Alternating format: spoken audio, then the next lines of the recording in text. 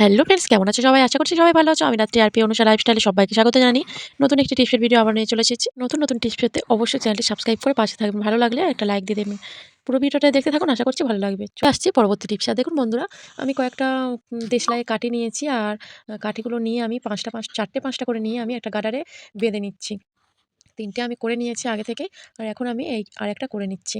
আর আপনারা হয়তো ভাবছেন এই দেশলাই কাঠিগুলো এভাবে কেন আমি বেঁধে নিয়েছি।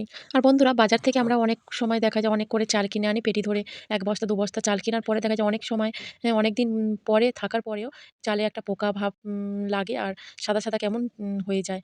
আর এই দেশলাই কাঠিটা দেওয়ার ফলে কিন্তু সাদা ভাবটাও আসবে না।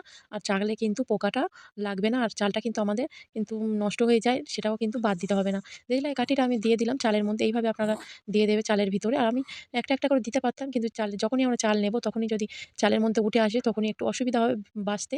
তো এইভাবে আমি বাড়িতে চালটা রেখে দিই। বাড়িতে অবশ্যই আপনারা এপ্লাই করবেন দেশলাই কাঠি দিয়ে। চলে আসছি পরবর্তী টিপসে। আর দেখুন বন্ধুরা, আমি একটা পেন নিয়ে নিয়েছি। আর যখন আমরা ফোনে কথা বলি তখন কিন্তু আমাদের যেকোনো ঠিকানা বা ফোন নাম্বার আমাদের কিন্তু লিখতে হয়। তখন কিন্তু হাতের কাছে এই কোনো কাগজ-টাগজ না থাকার ফলে কিন্তু আমরা হাতে এরকমভাবে ফোন নাম্বার বা ঠিকানা লিখে নিই। আর বিশেষ করে বাড়িতে বাচ্চারা থাকলে তারা তো পড়ার সময়, লেখার সময় তারা তো হাতে পায়ে তো লেখা শুরু করে দেয়। তার জন্য দেখুন তারপরে কিন্তু যখনই আমরা এই কালিটা তুলতে যাব তখন কিন্তু আমরা সাবান বা হ্যান্ড ওয়াশ এগুলো অনেকবার দেওয়ার পরেও কিন্তু সাবান হাতে দেওয়ার পরে তো এই কালির দাগ কিন্তু উঠতে চায় না। তার জন্য আমি কি করছি দেখুন, আমি একটু ভেজলিন নিয়ে নিচ্ছি। নিয়ে ভেজলিনটা ভালো করে লেখার উপর হাতে দিয়ে দিচ্ছি। ভেসলিনটা হাতে দিয়ে দিয়েছি আর আমি অল্প করে একটু তুলো নিয়েছি। নিয়ে আমি খুব ভালো করে যেখানে লিখেছিলাম সেখানে কিন্তু দেখুন খুব ভালো করে এইভাবে মুছে নিচ্ছি। তো এইভাবে ঘষার পরে দেখুন পুরো কিন্তু হাতটা আমাদের পরিষ্কার হয়ে গেছে। কোনো রকম কিন্তু আর কোনো দাগ নেই, কিচ্ছু নেই। আর তুলোটাও খুব একদম নোংরা হয়ে গেছে। যেহেতু কালি উঠেছে তা বাড়িতে অবশ্যই এই টিপসটা এপ্লাই করবে। চলে আসছি পরবর্তী টিপস। আর বন্ধুরা দেখুন, আমি একটা সেলো টেপ নিয়ে নিয়েছি। আর সেলো টেপগুলো কিন্তু আমাদের খুবই মুশকিলে ফেলে দেয়। যখনই আমরা কিন্তু সেলো টেপটা যখন কোনো দরকারে আমরা লাগাতে যাবো। আর এই সেলোটেপের গায়ে কিন্তু এটা একসঙ্গে জড়িয়ে গিয়ে লেগে যায়। তখন কিন্তু আমাদের কি হয়, এই সেলোটেপটা কিন্তু খুঁজতে অনেকটা সময় লেগে যায়। আর অনেকটা সময় লাগার পরে যখন না খুঁজে পাই তখন কিন্তু আমাদের এটা পড়েই থাকে আর ফেলে দিতে হয়। আর এটা কিন্তু আমরা ফেলে না দিয়ে এমন একটি জিনিস দিয়ে দেখুন রেখে দেবো। তার সেটা এটা দিলে কিন্তু আমাদের এই টেপটা আর ফেলেও দিতে হবে না। আর অনেকটা সময় আমরা বেঁচে যাবে, যে টেপটা খুঁজতে সময়টাও বেঁচে যাবে। দেখুন, আমি একটা সেফটি পিন নিয়ে নিয়েছি। তো সেফটি পিনটা নেওয়ার পরে দেখুন সেফটি পিনের মধ্যে কিন্তু আমি সেলো টেপটা একটু জড়িয়ে দিলাম।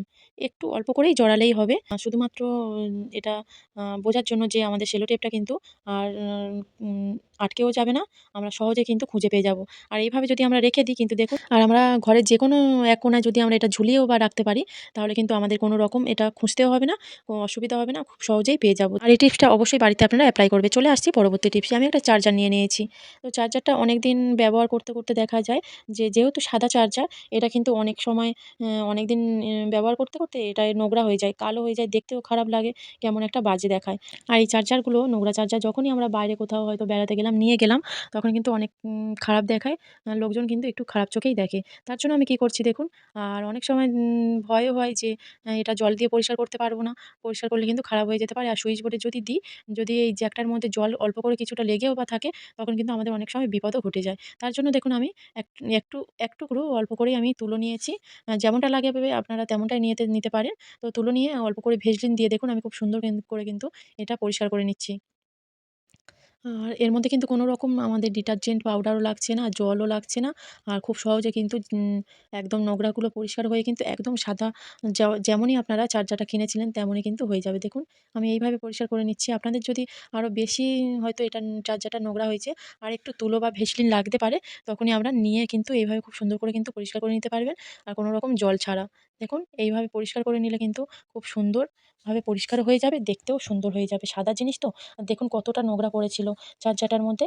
দেখুন একদম কিন্তু কালো হয়ে গেছে তুলোটা। আর সুন্দর হয়ে গেছে আমার চার্জারটা। আপনারা কিন্তু বাড়িতে অবশ্যই এইভাবে চার্জারটা পরিষ্কার করবেন, দেখবেন খুব সুন্দর হয়ে যাবে একদম নতুনের মতো। এই টিপসটা যদি আপনাদের ভালো লাগে অবশ্যই একটা লাইক দিয়ে দেবেন। চলে আসছি পরের টিপসে।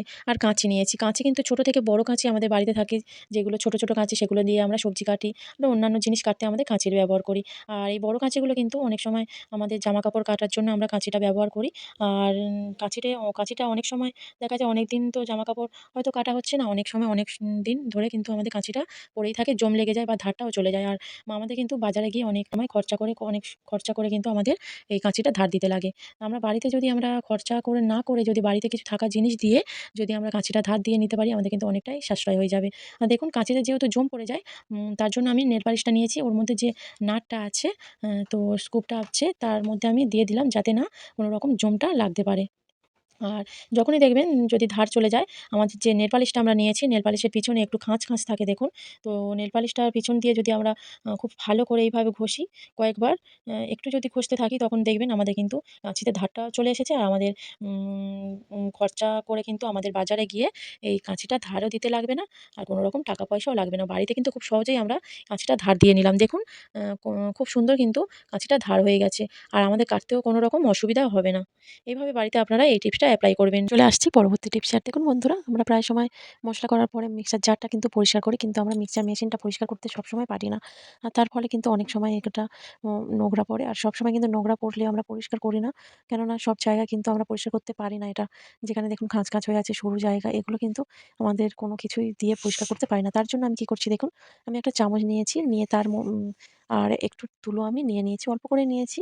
তো নিয়ে আমি কি করব দেখুন, এই তুলো আর চামচটা দিয়ে কিন্তু খুব সহজেই যে মিক্সচারে যে নোংরাটা পড়েছে সেটা কিন্তু পরিষ্কার করে নিতে পারবো। দেখুন এই খাঁজে কিন্তু আমাদের হাতও যায় না, কিছুই আমরা দিয়ে পরিষ্কার করতে পারি না। তো চামচটা দিয়ে খুব সহজে কিন্তু এই ছোট জায়গাগুলো আমি খুব ভালো করে পরিষ্কার করে নিচ্ছি। দেখুন খুব সহজে কিন্তু পরিষ্কার হয়ে যাবে। আর লাস্টে একদম দেখিয়ে দেবো আপনাদের কেমন পরিষ্কার হয়েছে। একদম কিন্তু যে খাঁজগুলো আছে আমরা পরিষ্কার করতে পারি না, ছোট জায়গাগুলো, সেগুলো কিন্তু আমরা একটা চামচ দিয়ে খুব সহজেই কিন্তু পরিষ্কার করে নিতে পারি বাড়িতে। আর দেখুন আমার কিন্তু কিছুই লাগছে না এখানে। কোনো কিছুই দিয়ে আমি পরিষ্কার করছি না। শুধুমাত্র একটু তুলো আর একটি চামচ দিয়ে কিন্তু পরিষ্কার করে নিচ্ছি। কোনো রকম ডিটারজেন্ট দিচ্ছি না বা কোনো কিছু দিয়ে আমার কিন্তু এর মধ্যে কোনো খরচাও হচ্ছে না। বিনা খরচে কিন্তু আমরা এটা পরিষ্কার করে নিচ্ছি খুব সুন্দর করে। দেখুন কতটা নোংরা পড়েছে, নোংরা উঠেছে তুলোর মধ্যে আপনাদের দেখিয়ে দিলাম। আর খুব সুন্দর কিন্তু এটা পরিষ্কার হয়ে গেছে। ভিডিওটা কেমন লাগলো অবশ্যই কমেন্ট করে জানাবেন। ভালো লাগলে একটা লাইক দিয়ে দেবেন। ভিডিওটা এই পর্যন্ত রাখছি। যে যেখানে আছেন ভালো থাকবেন, সুস্থ থাকবেন।